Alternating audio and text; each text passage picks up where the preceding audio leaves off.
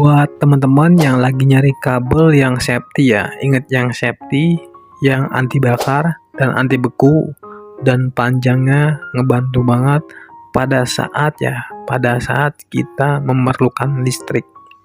Jadi ada kabel colokan steker ya, ada 4 lubang, dia bagus banget ya, ada indikator merah, berarti menyala atau ada listriknya ya.